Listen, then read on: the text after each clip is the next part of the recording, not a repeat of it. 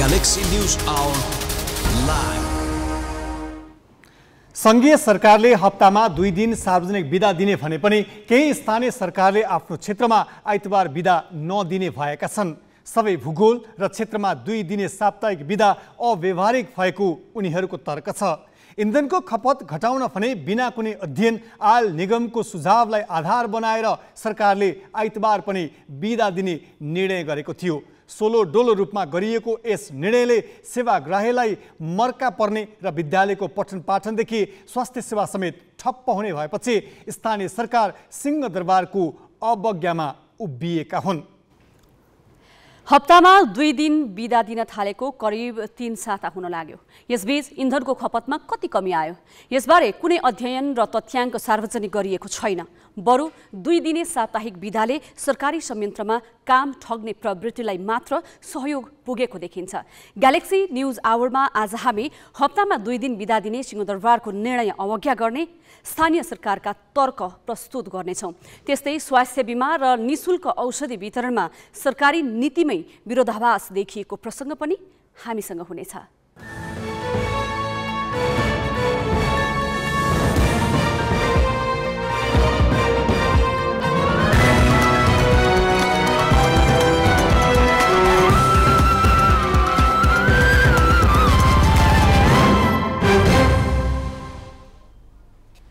नमस्कार, यो हो ग्यालेक्सी न्यूज आवर। अब हेडलाइन्स।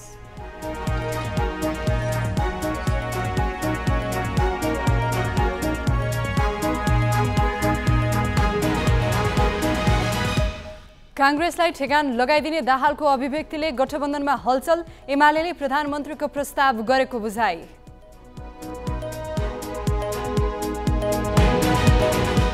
स्वास्थ्य बीमाबाट सरकारले हात झिक्न खोज्यो।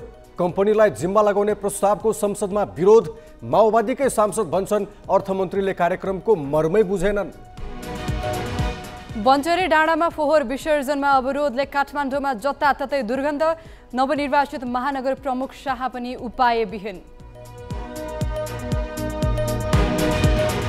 स्थानीय तहमा 2 दिन सार्वजनिक बिदा दिने संघीय सरकारको निर्णय अवज्ञा गर्ने लहर। जनप्रतिनिधि भन्छन् जनताले दुःख पाउने गरी बिदा मनाउन सकिँदैन। र रुसले 20% भूभाग कब्जा गरेको युक्रेनी राष्ट्रपति जेलेन्स्कीको स्वीकारोक्ति। आफ्ना 2 लाख बालबालिकालाई जबरजस्ती रुस लगेको आरोप।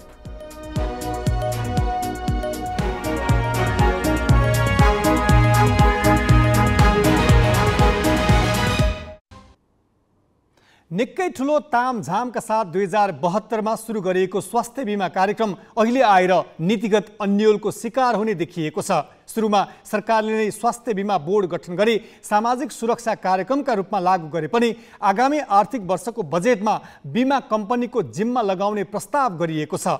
एक त बीमाले सुनिश्चित गरेका सेवा र सुविधा बीमितले सहज रूपमा नपाइरहेको, अर्कोतिर सरकारले स्वास्थ्य संस्थाहरूलाई दिनुपर्ने ठूलो रकम पनि रोकिएको स्थिति छ। त्यसमाथि सरकारले नै आफू पन्छिएर कम्पनीको जिम्मा लगाउन खोजेपछि यस कार्यक्रमकै मर्म र भविष्यलाई लिएर आशंका जन्मिएको छ। सबै नागरिकलाई स्वास्थ्य सेवाको सहज पहुँच पुर्याउने उद्देश्य सहित सरकारले 6 वर्ष अघि स्वास्थ्य बीमा कार्यक्रम सुरु गरेको थियो। 5 जनाको परिवारले 3500 रुपैयाँ तिरे 1 लाखसम्मको वार्षिक स्वास्थ्य सेवा प्राप्त गर्ने भनिएको कार्यक्रमबाट अहिले सरकारले नै हात झिक्ने गरी बजेटमा प्रस्ताव गरेको छ।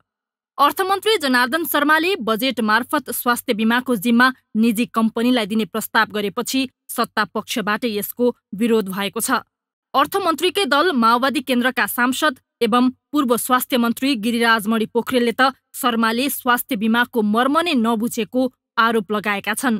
मैले यो समर्थन गर्न नसक्ने कुरा चाहिँ यो स्वास्थ्य बीमा कम्पनीलाई दिने कुरा छ। वर्तमान प्रधानमन्त्रीकै नेतृत्वको बेलामा 80 दिन जति म उहाँको क्याबिनेटमा त्यतिखेर पास गरेको ऐन हो यो। अघिल्लो कमरेड प्रचण्डको नेतृत्वमा गगनजीहरूले लामो गृह कार्य गर्नुभएको थियो र त्यसलाई हामीले सदनबाट पास गऱ्यौँ। अहिले यसलाई कम्पनीलाई दिने भन्ने कुरा चाहिँ यो कुनै कोणबाट हेर्दाखेरि पनि मैले बुझ्न सकेको छैन। म पुनरावलोकन गर्न आग्रह पनि गर्छु, किनभने यो युनिभर्सल कभरेजको कन्सेप्टबाट आएको हो, यो नाफा र नोक्सानको कोणबाट आएको होइन। सुरु भएको 6 वर्षमा देशको 20% जनसङ्ख्या यस कार्यक्रममा समेटिएको छ, जस बापत 7 अर्ब रुपैयाँ उठिसकेको छ। तर यी मध्ये 25% अर्थात् 13,26,000ले नवीकरण नै गरेका छैनन्। भने अनुसार स्वास्थ्य सेवा र औषधि नपाउँदा यस कार्यक्रमप्रतिको आकर्षण घटेको हो। अझ स्वास्थ्य सेवा प्रदान गरे बापत भुक्तानी नपाएको जनाउँदै कतिपय अस्पतालहरूले सेवा नै रोकेका छन्। सरकारले यही आर्थिक वर्षमा 7.5 अर्ब रुपैयाँ बजेट छुट्याए पनि सेवा प्रदान गरे बापत अस्पतालहरूले 9 अर्ब भुक्तानी पाउने बाँकी छ। सेवा प्रवाहमा सुधार र भुक्तानी प्रणाली सहज बनाउनुको साटो सरकार सामाजिक उत्तरदायित्वबाटै पन्छिन खोजेको आरोप सांसदहरूले लगाएका छन्। स्वास्थ्य बीमाका सन्दर्भमा यो सामाजिक स्वास्थ्य सुरक्षाको कार्यक्रम हो। वर्षौं लगाएर हामीले स्वास्थ्य बीमाको एउटा अवधारणा बनायौँ। यही संसदमा यही उभिएर मैले प्रस्तुत गरेको कानुन हो। हामी त्यसमा थुप्रै कामहरू गर्नुपर्ने छ। तर यो पटक अर्थ मन्त्रालयले के ल्याइदियो, स्वास्थ्य बीमालाई अब बीमा कम्पनी मार्फत चल बीमा कम्पनी मार्फत चलाउने भनेको त्यो नेपालले अहिलेसम्म लिएको स्वास्थ्य बीमाको सामाजिक सुरक्षाको दृष्टिकोण नबुझ्नु। स्वास्थ्य बीमालाई कम्पनीमा लाने र स्वास्थ्य बीमा कार्यक्रम हो, यो सामाजिक स्वास्थ्य बीमा कार्यक्रम हो। प्राइभेट कम्पनी लिमिटेड पोस्ने र अनि जनता, वृद्ध नागरिकहरू, ज्येष्ठ नागरिकलाई पनि स्वास्थ्य बीमाभित्र बाँधिएको कुरालाई आज पाखा लगाएर अनि आफूलाई कम्युनिस्ट, काङ्ग्रेस, समाजवादी भन्ने सरकार, गठबन्धनको सरकारले जनता मारेर काम गरेको छ, स्वास्थ्यमा खेलबाड गर्दैछ। नागरिकको स्वास्थ्य र शिक्षाको आधारभूत दायित्व राज्यकै हो। कुनै पनि बहानामा राज्य यसबाट पन्छिन पाउँदैन। अमेरिका र भारतमा सरकारले यस्ता कार्यक्रम सञ्चालन गरिरहेको छ। तर यहाँ सरकारले कार्यक्रमबाट हात झिक्न खोजेको छ भने सरकारी र सामुदायिक बाहेकका अस्पतालबाट यस्तो बिमा सुविधा नपाउने व्यवस्था गरिँदैछ। यसो भएमा सेवाग्राही सुलभ स्वास्थ्य सेवाबाटै वञ्चित हुन सक्नेछन्। बिमितले सेवा नै नपाउँदा बिमा कम्पनीले भुक्तानी दिनुपर्ने छैन। त्यस्तो अवस्थामा बिमितको शुल्क र राज्यले दिएको अनुदान पचाउने मात्र काम बिमा कम्पनीले गर्नेछन्। के स्वास्थ्य बिमा कार्यक्रमको लक्ष्य र मर्म यही हो त? क्यामेरामा विष्णु थापाका साथमा सृजना घिमिरे, ग्यालेक्सी 4K, काठमाडौँ। यसैबीच स्वास्थ्य बीमा कार्यक्रमबाट सरकारले हात झिक्ने र बीमा कम्पनीको जिम्मा लगाउने बजेटको प्रस्ताव कस्तो लाग्यो भनेर हामीले स्वास्थ्य बीमाका जानकार शिव अधिकारीलाई सोधेका छौँ। स्वास्थ्य बीमा चाहिँ देश र जनताको लागि अति आवश्यक हो। स्वास्थ्य बीमा चाहिँ हामीले अगाडि बढाउनै पर्छ। त्यही हिसाबले त्यही किसिमको ऐन पनि छ। ऐनबाट गाइडेड हो यो, होइन? ऐनबाट गाइडेड हो। त्यसो भन्नाले अब हाम्रो बजेटबाट यस्तो गर भन्ने कति मिल्छ त्यो अर्को प्रश्न छ। अब जहाँसम्म लाग्छ कहीँ न कहीँ स्वास्थ्य बीमाले चाहिँ हाम्रो अपेक्षा अनुसार काम भएको थिएनन्। काम नभएको हुनाले यसलाई सुधार गर्नुपर्ने थियो नै। यसमा चाहिँ खास गरी स्वास्थ्य चाहिँ मन्त्रालयबाट बाहिर निकाल्नुपर्ने हो यसलाई। बिमा भनेकै, स्वास्थ्य बिमा भनेकै के हो भने जनताको लागि, होइन, अनि सर्भिस किनिदिने हो त्यसले, होइन? स्वास्थ्य सेवाबाट अथवा स्वास्थ्य प्रदायक भन्छौँ हामी, होइन, उनीहरूबाट स्वास्थ्य सेवा किनिदिने हो। त्यो हुनाले जनताले विश्वासिलो बनाउनुपर्छ नै। तर जति अपेक्षा थियो त्यही अनुसारको काम नभएको हुनाले यसलाई सुधार गर्न आवश्यक थियो। यो स्वास्थ्य सेवा चाहिँ को अथवा बिमाकोमा कम्पनीबाट चलाउँदा त्यति इफेक्टिभ हुँदैन। किन भन्दा त्यहाँभित्र चाहिँ धेरै कुराहरू, स्वास्थ्यका कुराहरू र अर्को जनताले चाहिँ स्वास्थ्य सेवा प्राप्त गरेको नगरेको र स्वास्थ्य प्रणालीले नै सुधार गर्ने भएको हुनाले कम्पनी एउटा अथवा एउटा युनिटलाई दिएर होइन, यो सिस्टमको कुरा हो। सरकारले के वास्ते नगरेको, सरकारले हातै झिकेको भन्ने कुरा हो भने होइन भन्ने बुझिन्छ। फेरि चाहिँ के भन्दा झन्डै 7 करोड रुपियाँ चाहिँ छुट्टिया छ, होइन? पैसा छुट्टिया छ, छुट्टियाको आधारमा चाहिँ हात झिक्न खोजेको हो भन्ने बुझिन्न। तर मोडालिटी चेन्ज गर्न खोजेको, मोडालिटी कसरी जाने भन्नेमा सरकार कन्फ्युजन भएको हो कि भन्ने लाग्छ मलाई। कहिलेकाहीँ चाहिँ त्यो अरू बिमा चाहिँ जुन समिति छ त्योबाट गरौँ कि भन्ने पनि प्रश्न आउँछ। तर यिनीहरूभन्दा स्वास्थ्य बिमा विशुद्ध फरक हो। स्वास्थ्य बिमा छुट्टै नै हुनुपर्छ र एकल ऐनबाट जसरी सञ्चालन भएको छ त्यसरी हुनुपर्छ। बरु त्यसको मोनिटरिङ, सुपरभिजन मेकानिजम चाहिँ हामी डेभलप गर्नुपर्छ। एकातिर स्वास्थ्य बिमा प्रभावकारी छैन, अर्कोतिर सरकारले निःशुल्क दिने भनेको मध्ये धेरै औषधि स्वास्थ्य चौकी र अस्पतालका फार्मेसीमा भेटिँदैनन्। बिरामीले निजी पसलमा किन्नुपर्छ, तर बजेट मार्फत थप 27 प्रकारसहित 98 प्रकारका औषधि निःशुल्क प्रदान गर्ने घोषणा गरिएको छ। यसअघि निःशुल्क दिने घोषणा गरिएका 71 प्रकारमध्ये अधिकांश औषधि नै बिरामीले पाउन नसकेको अवस्थामा थप औषधि निःशुल्क दिने बजेटको व्यवस्था कार्यान्वयन हुनेमा धेरैले शङ्का व्यक्त गरेका छन्।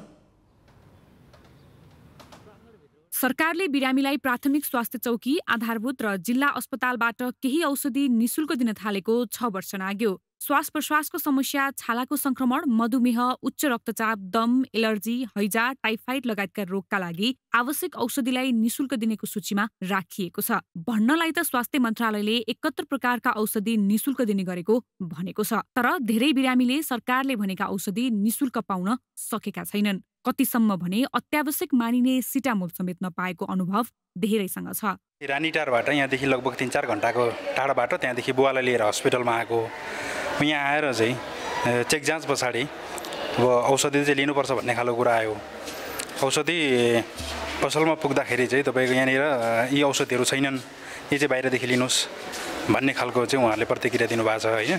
त्यो हिसाबले गर्दाखेरि नेपाल सरकारले जति पनि औषधि चाहिँ निःशुल्क भनेको छ ती औषधिहरू चाहिँ यहाँनिर भेटिँदैन। औषधिको उसमा पेट देखाएको त तपाईँको लागि छैन यहाँ औषधि भनेर लगाइदियो अनि फर्केर आएछ। अधिकांश सरकारी स्वास्थ्य संस्थामा निःशुल्क दिने भनिएका धेरै औषधि नै पाइँदैन।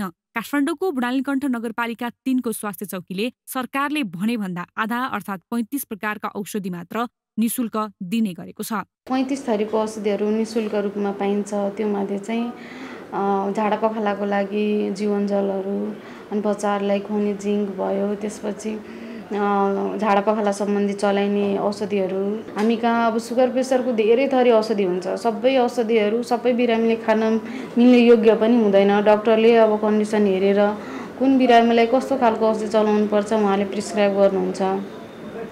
ती औषधिहरूमध्ये चाहिँ एक थरी सुगरको र एक थरी प्रेसरको औषधि मात्रै यहाँ पाउँछ। सबै थरी चाहिँ निःशुल्क हुँदैन। उपत्यका भित्रकै स्वास्थ्य चौकीमा पाइँदैन भने दुर्गम क्षेत्रका स्वास्थ्य संस्थाको अवस्था के होला सहजै अनुमान गर्न सकिन्छ। चाहे पूर्व होस् चाहे पश्चिम, अधिकांश जिल्लाका स्वास्थ्य चौकी मात्र होइन, सदरमुकामकै अस्पतालसँग बिरामीलाई निःशुल्क दिने भनिएका औषधि उपलब्ध छैन। कति औषधिहरू चाहिँ हस्पिटलबाटै खरिद गरेर ल्याउनु पर्ने हुन्छ प्रदेशले नपठाएर होइन। कति औषधिहरू प्रदेशले नै पठाइरहेको छ। त्यसमा हामीसँग अहिले भएको चाहिँ त्यही 35 देखि 40 को उमा चाहिँ छ निःशुल्क औषधिहरू। हस्पिटलमा अहिले 55 देखि 60 वटा आइटम चाहिँ उपलब्ध छ र फेरि प्रदेशबाट हामीले माग गरेका छौँ। अब त्यो पनि पठाउने आश्वासन भएको छ। 72 मा सधैँ 72 प्रकार आइटम चाहिँ अलि पुग्दैन होइन। अब कहिलेकाहीँ केही समयको लागि अब अभाव हुन्छ। मन्त्रालयले औषधि खरिदको जिम्मा प्रदेश सरकारलाई दिएको छ। खरिद मात्र होइन, स्वास्थ्य संस्थामा ढुवानीको जिम्मा पनि प्रदेश सरकारको हो। तर खरिद र वितरणमा देखिएको कमजोरीमा कसैको चासो छैन। मन्त्रालय आफूले आवश्यक रकम निकासा गरेकाले निःशुल्क औषधि वितरणमा कुनै समस्या नै नरहेको दावी गर्नमै रमाइरहेको छ। कुनै स्वास्थ्य संस्थामा जाँदा हामीले पाउनुपर्ने औषधिहरू, पाउनुपर्ने सेवाहरू जुन निःशुल्क भनिएको छ त्यसलाई कसरी पाउन सकिन्छ भन्ने कुराहरूमा जानकारीको कुरा र आफूले पाइएन भने त्यसको लागि भन्ने बानी पनि हामीले लगाउँदै जानुपर्ने हुन्छ। स्वास्थ्य मन्त्रालयले सबै निकायसँग समन्वय गरेर हाम्रो खरिद आपूर्ति व्यवस्थापन गर्ने निकायहरूसँग पनि समन्वय गरेर यसलाई चुस्त दुरुस्त र व्यवस्थित गर्ने काम चाहिँ गरिरहेको छ। अबको वर्षमा अझ यो औषधिको दायरा अथवा औषधि उपलब्ध गराउने सङ्ख्या बढ्दै गएपछि अझ यसमा बढी ध्यान दिएर काम गर्नुपर्ने छ।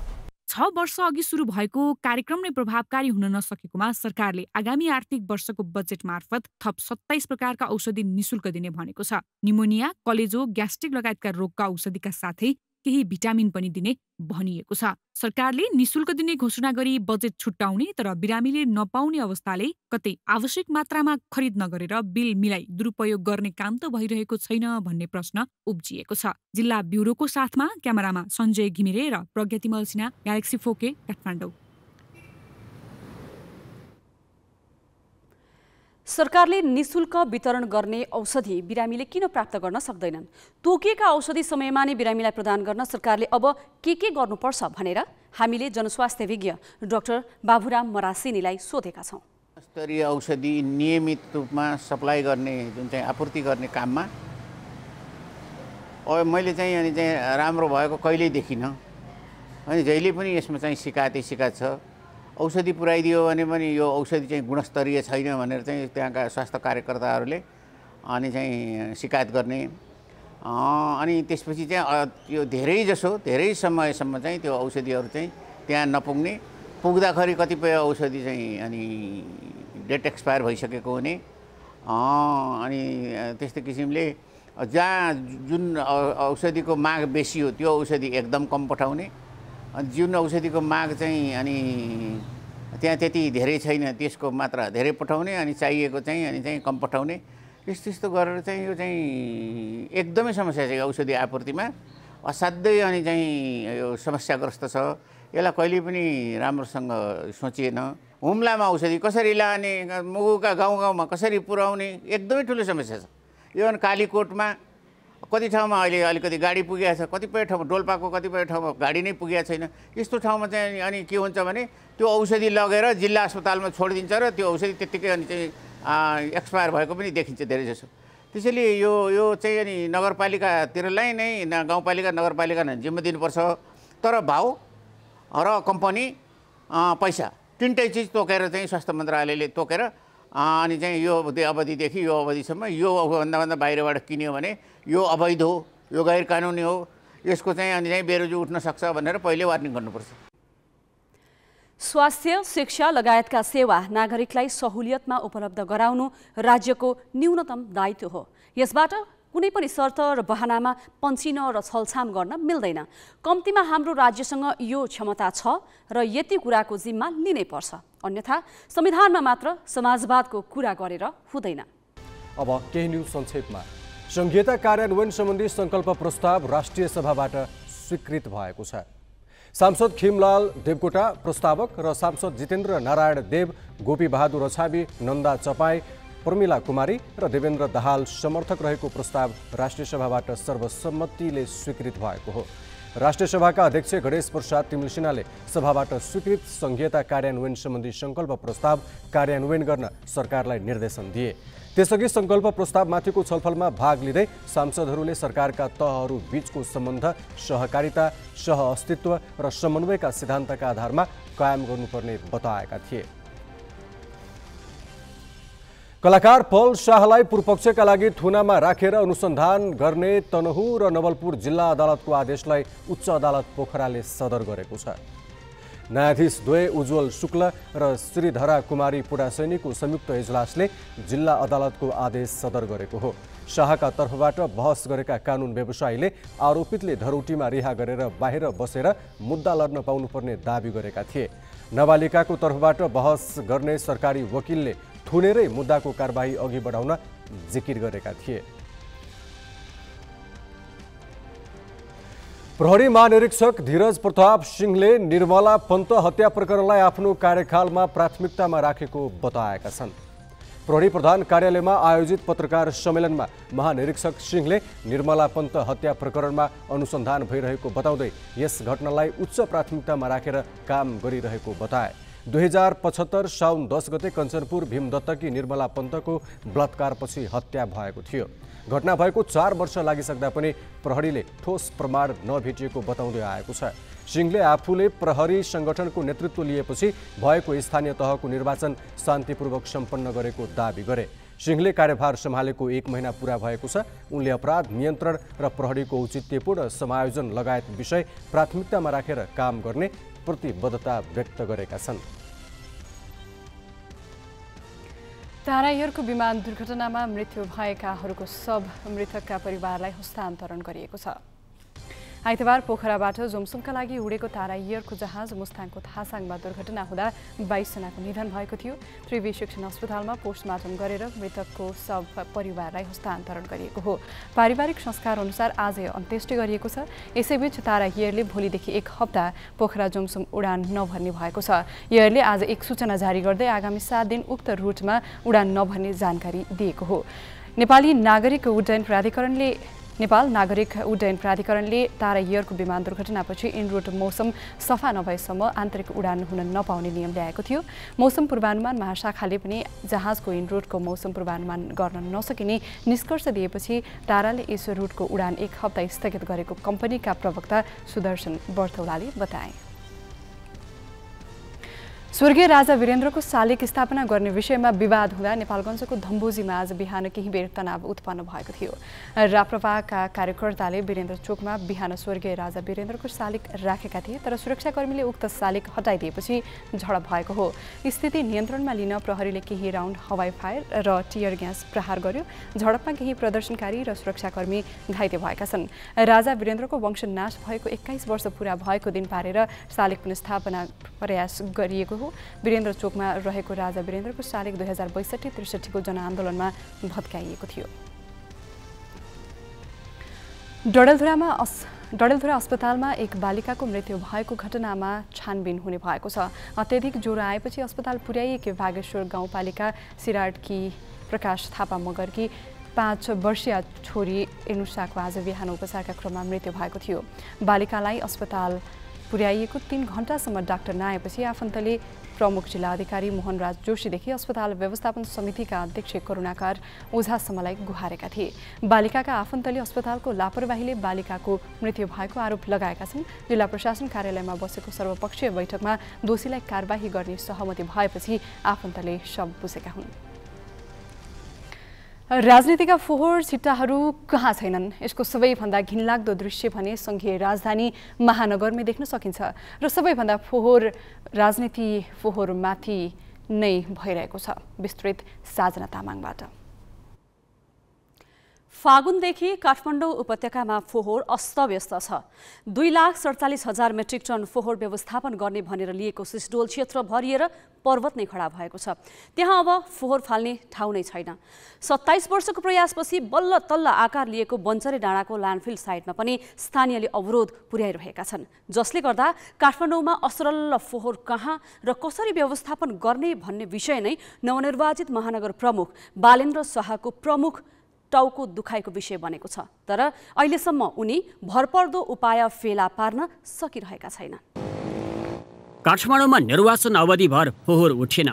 उपत्यकाका स्थानीय सरकार जनप्रतिनिधिविहीन भए भने कर्मचारी समेत निर्वाचनमा खटिए, तर चुनाव सकिएपछि पनि समस्या उस्तै छ। विसर्जनमा समस्या भएपछि काठमाडौँ उपत्यकाका सडक गल्ली र चोकहरूमा फोहोर जताततै असरल छ।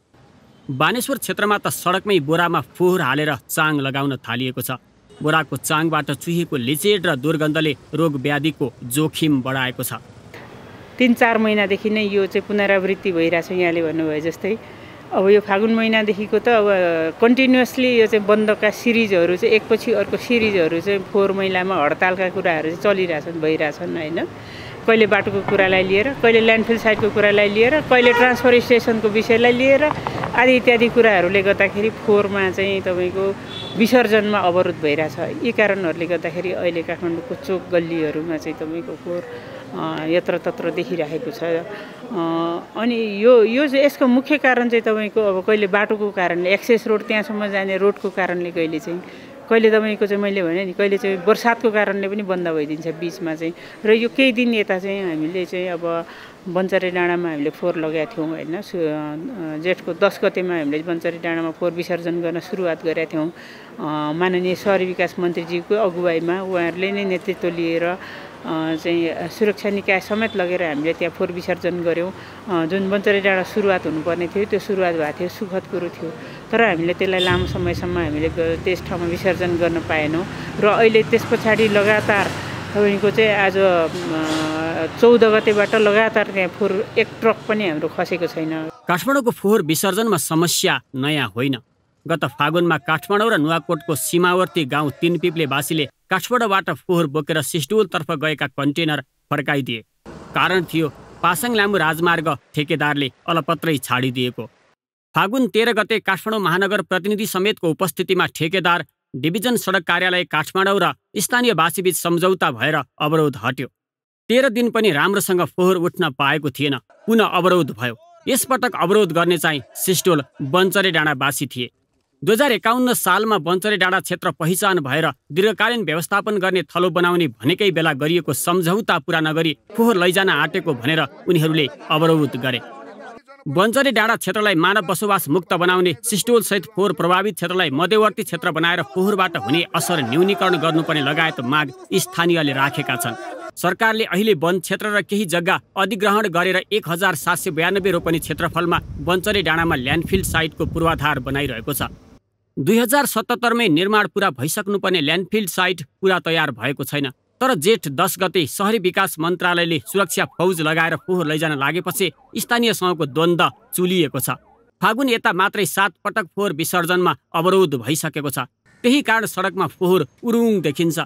टेकु ट्रान्सफर केन्द्र फोहोरको डङ्गुरमा परिणत भएको छ। हामीले जिताएर पठाएको या अहिलेको होस् या पहिलेको होस्, पहिलेकोले पनि केही गर्न सकेन, तर अहिलेकोले पनि केही गर्ला भन्ने आश चाहिँ छ। आज पनि हामी यसैमा भेटघाट गरेर आएको थियौँ। हाम्रो एउटा सानो छलफल पनि थियो। हामीले गएर त्यहाँ ज्ञापन पत्र पनि बुझाएको छौँ। हामी यहाँ बस्न नसक्ने अवस्था भयो। अहिले हामी यहाँ न बस्न सक्ने छ, न सास फेर्न सक्ने अवस्था छ, न सुत्न सक्ने अवस्था छ, न खान सक्ने अवस्था छ। यति गनाउँछ कि यति दुर्गन्ध भइरहेको छ कि यहाँ फोहोर एकचोटि गनायो भने अन्डरभरि निस्किने जस्तो गरेर भोमिट हुन्छ हामीलाई।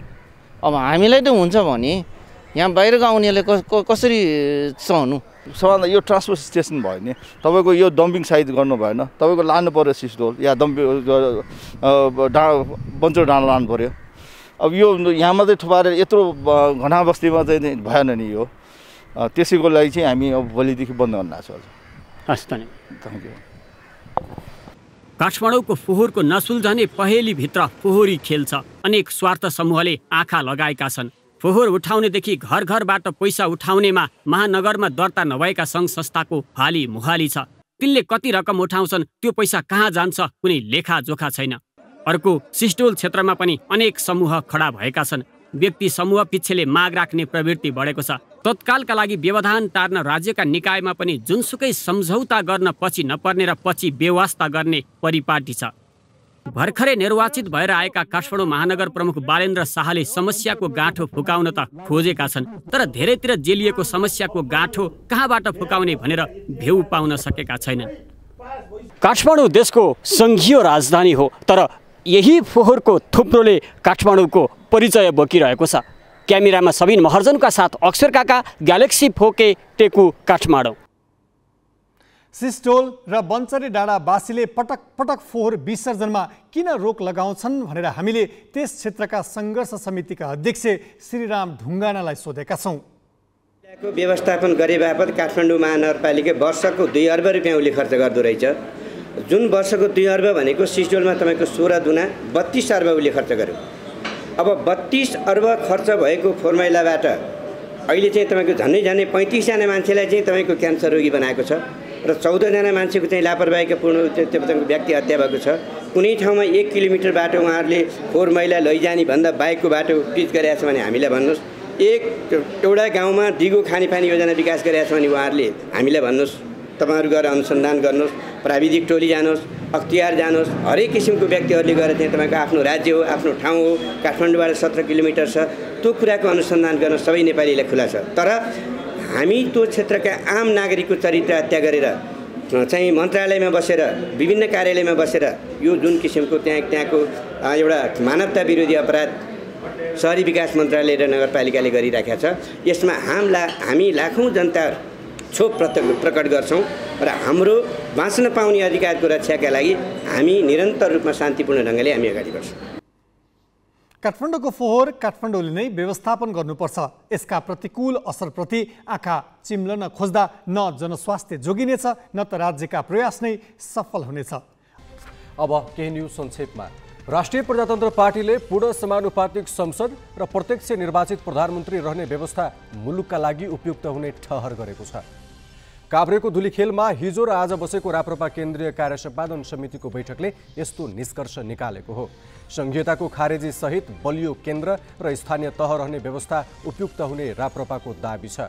भ्रष्टाचार र अस्थिरता अन्त्यका लागि वर्तमान शासकीय स्वरूप र निर्वाचन प्रणालीमा परिवर्तन आवश्यक रहेको अध्यक्ष राजेन्द्र लिङदेनले बताए। आगामी निर्वाचनमा यिनै विषयलाई जोरदार रूपमा उठाइने उनको भनाइ छ। युक्रेनका राष्ट्रपति भोलोदिमिर जेलेन्स्कीले रुसले अहिलेसम्म आफ्नो देशको 20% भूभाग कब्जा गरेको बताएका छन्। आज लक्जमबर्गको संसदलाई भर्चुअल सम्बोधन गर्दै जेलेन्स्कीले रुसी सेना अहिले 1000 किलोमिटरभन्दा बढी क्षेत्रमा फैलिएर एकसाथ अघि बढिरहेको बताए।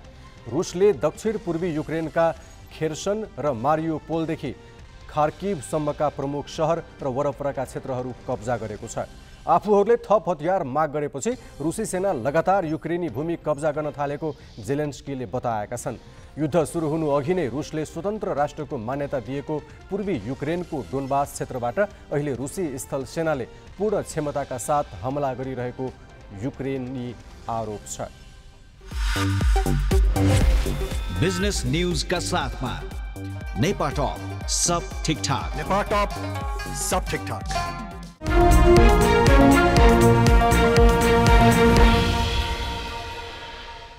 सरकारले आगामी आर्थिक वर्षका लागि संसदमा पेश गरेको बजेटमाथिको सैद्धान्तिक बहस सकिएको छ।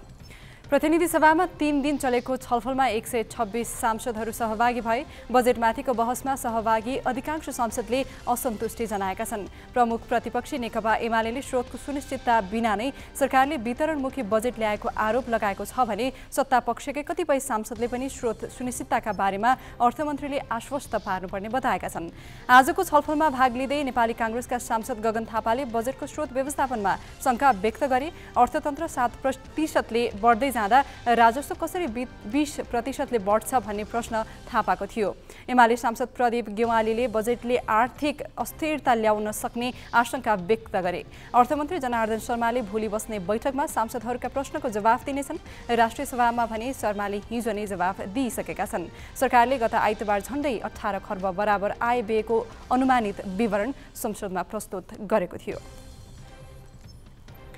3 साता यता निरन्तर उरालो लागेको शेयर बजार 2100 बिन्दु नजिक आइपुगेको छ। नेप्से परिसूचक आज 18.26 अङ्कले घटेर 2112 बिन्दुमा झरेको हो। दिनभर 1 अर्ब 16 करोडको शेयर किनबेच भएको छ। आज 39 कम्पनीको शेयर मूल्य बढ्दा 149 को घटेको छ। कारोबारमा आएका 13 वटा समूहमध्ये 12 समूह ऋणात्मक रहे। पुँजी बजार प्रवर्धनका लागि बजेटमा गरिएका व्यवस्थामा लगानीकर्ताले विश्वास नगर्दा नेप्सेमा लगातार गिरावट आएको विश्लेषण गरिएको छ। बजेट सार्वजनिक भए यता नेप्से 110 अङ्कले घटेको छ।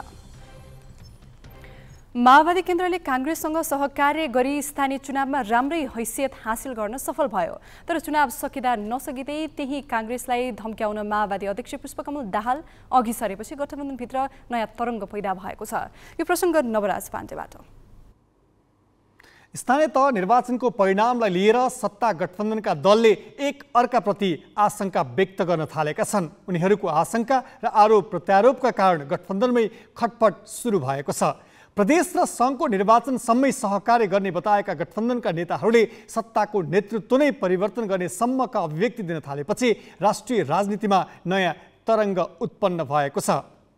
प्रधानमन्त्री बनायौँ, मेहनत गरेरै बनाएको प्रधानमन्त्री हो। हाम्रो अहिले पनि उहाँ भइराख्नुहोस् भन्ने छ, हाम्रो अर्को केही छैन। हामी यो गठबन्धन लाने, तर हामी चिन्तित छौँ यति बेला फेरि काङ्ग्रेस पनि एमाले जस्तै अहङ्कार र दम्ब चुलिएर माओवादी केही नै होइन, अब स्थानीयमा नि धेरै जसो ठाउँमा ठेगान लाइयो, अब प्रदेश र सङ्घमा नै ठेगान लाउने भन्यो भने हामीले फेरि एमालेलाई ठेगान लाए जस्तै फेरि काङ्ग्रेसलाई लगाउने दिन नआओस् भन्ने छ हामीलाई। स्थानीय तहका नवनिर्वाचित जनप्रतिनिधिका लागि आयोजित अभिमुखीकरण कार्यक्रममा माओवादी केन्द्रका अध्यक्ष पुष्पकमल दाहालले दिएको यो अभिव्यक्तिले सत्ता गठबन्धनमा हलचल ल्याएको छ। गठबन्धनको अर्को दल नेकपा एकीकृत समाजवादी पनि काङ्ग्रेससँग सन्तुष्ट छैन। स्थानीय तह निर्वाचनमा गठबन्धनको नेतृत्वकर्ता नेपाली काङ्ग्रेसले मात्र लाभ लिएको यी दुवै दलको गुनासो छ। काङ्ग्रेससँगको सहकार्य तत्कालै तोडिहाल्ने त बताएका छैनन्, तर वाम गठबन्धनको विकल्प बन्द नभएको बताउन थालेका छन्। 5 दलीय गठबन्धन जारी नै छ। अब अहिले हामीले यो गठबन्धनलाई तोड्छौँ भनेर हामीले भनेका पनि छैनौँ, तर यसलाई विस्थापन गर्ने अथवा यसको विकल्पमा जाने भनेको वामपन्थीहरूको बिचको एकता हो। वामपन्थीहरूमध्ये पनि मेजर वामपन्थी पार्टीका नेताहरूले यो कुरा महसुस गर्न सक्नु पर्यो नि, वामपन्थी एकता किन आवश्यकता रहेछ भनेर। त्यो महसुस गरेको खण्डमा विकल्पहरू त आउन सकिहाल्छ। चुनावमा भएको तालमेलको समीक्षा गर्नुपर्ने जनता समाजवादी पार्टी जसपाको तर्क छ, तर तत्काल गठबन्धन तोडिहाल्नुपर्ने अवस्था पनि नरहेको उसको विश्लेषण छ। गठबन्धनलाई अनेक खण्डले भ्रममा पार्ने, जनतालाई भ्रममा पार्ने काम त सुरुदेखि नै हुँदै आएको हो, तर गठबन्धन टुट्दैन र यो गठबन्धन चुनावसम्म अगाडि बढ्छ। गठबन्धनका जिम्मेवार नेताबाट नै काङ्ग्रेस लक्षित अभिव्यक्ति आउन थालेपछि काङ्ग्रेस भने केही झस्किएको छ। सार्वजनिक मञ्चबाट नै काङ्ग्रेसलाई ठेगान लगाउने अभिव्यक्ति दिएपछि काङ्ग्रेसका नेता पनि त्यसको प्रतिवादमा उत्रिएका छन्। काङ्ग्रेसलाई धम्क्याउने ताकत पनि काङ्ग्रेसले नै गर्दा आएको उनीहरूको तर्क छ। एउटा चाहेर कसैले ठेगान लगाउन सक्दैन। कहीँ कहीँ यस्तो पनि दिन आउँछ जसले अरूलाई ठेगान लगाउँदा आफै पनि ठेगान लागेर जान्छ। त्यति मात्रै बुझे पुग्छ। काङ्ग्रेसलाई घुर्क्याउनु र वाम एकताको कुरा उठ्नुले अब आउने चुनावमा माओवादी केन्द्र र एकीकृत समाजवादीले नेकपा एमालेसँग तालमेल गर्न खोजेको हो कि भन्ने चर्चा चल्न थालेको छ। तर एमाले भने तत्काल वाम एकता वा तालमेलको सम्भावना नभएको बताएको छ। स्थानीय तहको चुनावपछि गठबन्धन र सरकारमा प्रदेश र सङ्घीय चुनावबारे छलफल सुरु भएको छ।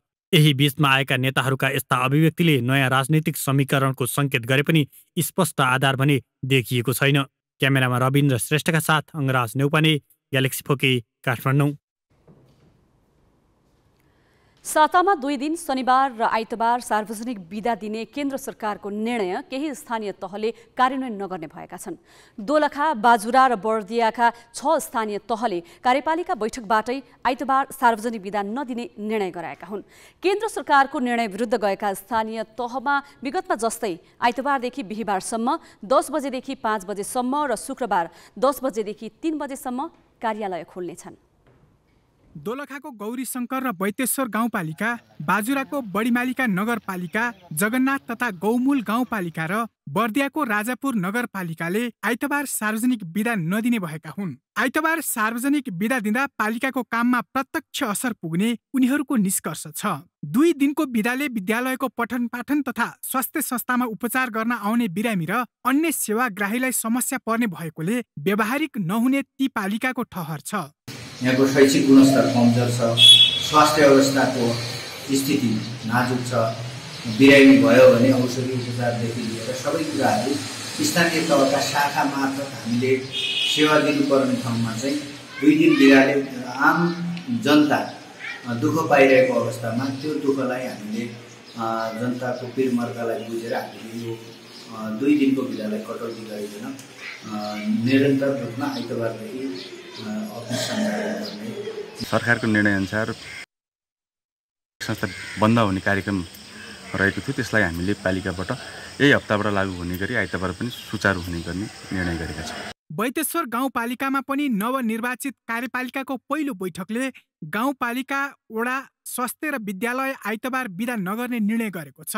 सरकारले परीक्षणका लागि जेठ 1 गतेदेखि लागू हुने गरी सातामा 2 दिन शनिबार र आइतबार सार्वजनिक बिदा दिने निर्णय गरेको छ। इन्धन बचाउने नाममा देशभर लागू हुने गरी गरिएको यो व्यवस्थाले ग्रामीण क्षेत्रमा कुनै लाभ नमिल्ने, बरु सेवाग्राही मर्कामा पर्ने भएकोले विरोध भइरहेको छ।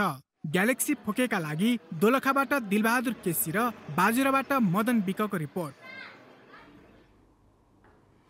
आज जेठ 19 ठीक 21 वर्ष अघि आजकै दिन राजा वीरेन्द्र, रानी ऐश्वर्या सहित तत्कालीन राज परिवारका 10 सदस्यको ज्यान गएको थियो।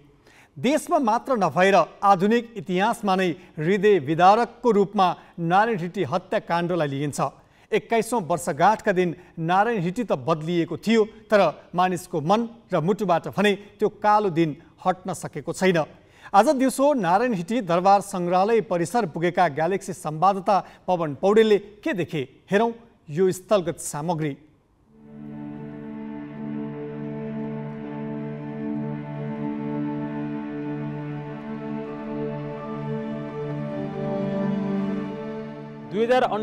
जेठ 19 नेपाल मात्र नभएर आधुनिक विश्वको इतिहासमै कालो दिनका रूपमा चिनिएको छ र त्यस रात घटेको घटनामा राजपरिवारका तत्कालीन राजा रानी सहित 10 जनाको ज्यान गएको थियो।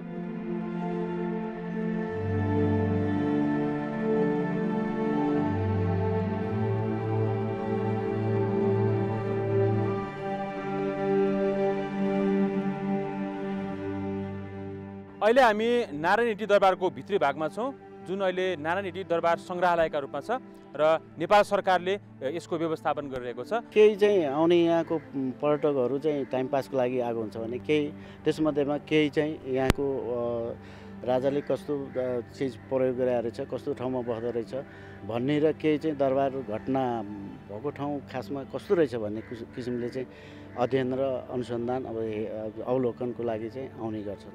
राजाको घटना भएको छ भनेको दिन भएर कस्तो भयो जानु पर्यो भने राजा रानी अब यहाँ यस्तो यस्तो भयो भन्दा मलाई कस्तो नमिठो लाग्यो नि, तर कहिले म आउनु चाहिँ आएको छैन यसैपालि। थाहा छैन मलाई, 4 वर्षको त थिएँ। स्वर्गीय राजा वीरेन्द्रको सम्झनामा अनि यसो हेरौँ भनेर आएको। अब एउटा दुःख त लाग्छै लाग्छ, अब एउटा कुनै राजाको वंशनाश भएको दिन होइन। अब कस्तो लाग्यो भने एउटा अलिकति साइडफुल नजिकबाट हेर्न पाइयो कसरी घटना घटेको रहेछ भनेको। अब त्यहाँ कर्मचारीहरूले नि भन्नुभयो यसरी यसरी घटना घटेको थियो, यस्तो यस्तो थियो यसरी भनेर जस इतिहासलाई हेर्न पाइयो।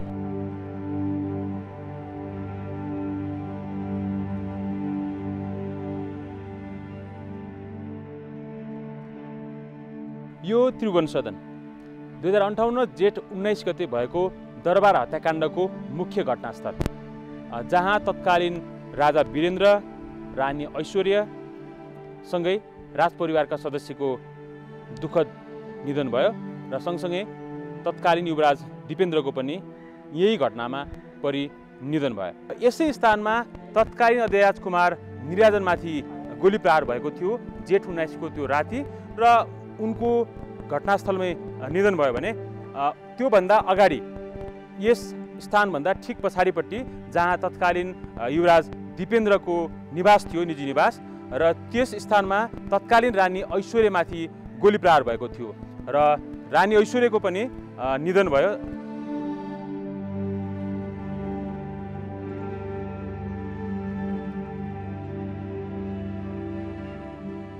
आधुनिक विश्वको इतिहासमै कालो दिनका रूपमा चिनिएको जेठ 19 घटना छानबिन गर्न सरकारले बनाएको समितिले प्रतिवेदन दिइसकेको छ। तर यसका विषयमा नागरिकका बुझाइ आफ्नै भए पनि धेरै नागरिकले जेठ 19लाई कालो दिनकै रूपमा सम्झिरहेका छन्। क्यामेरामा अजय आकाजुका साथमा पवन पौडेल, ग्यालेक्सी फोके, नारायण हिटी, काठमाडौँ। हामी ग्यालेक्सी न्युज आवरको अन्त्यमा छौँ। जाँदा जाँदै हेडलाइन्स।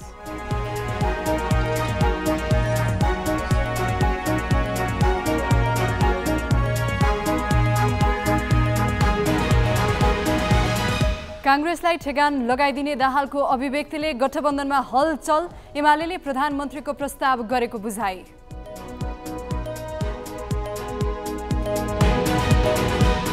स्वास्थ्य बीमाबाट सरकारले हात झिक्न खोज्यो, कम्पनीलाई जिम्मा लगाउने प्रस्तावको संसदमा विरोध, माओवादीकै सांसद भन्छन् अर्थमन्त्रीले कार्यक्रमको मर्मै बुझेनन्। बन्चरे डाँडामा फोहोर विसर्जनमा अवरोधले काठमाडौँमा जताततै दुर्गन्ध, नवनिर्वाचित महानगर प्रमुख शाह पनि उपायविहीन। स्थानीय तहमा 2 दिन सार्वजनिक बिदा दिने संघीय सरकारको निर्णय अवज्ञा गर्ने लहर, जनप्रतिनिधि भन्छन् जनताले दुःख पाउने गरी बिदा मनाउन सकिँदैन। र रुसले 20% भूभाग कब्जा गरेको युक्रेनी राष्ट्रपति जेलेन्स्कीको स्वीकारोक्ति, आफ्ना 2 लाख बालबालिकालाई जबरजस्ती रुस लगेको आरोप।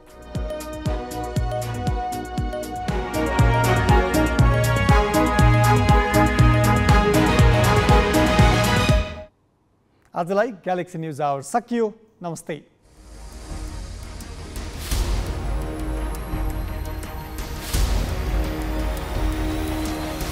This is Galaxy News Hour Live.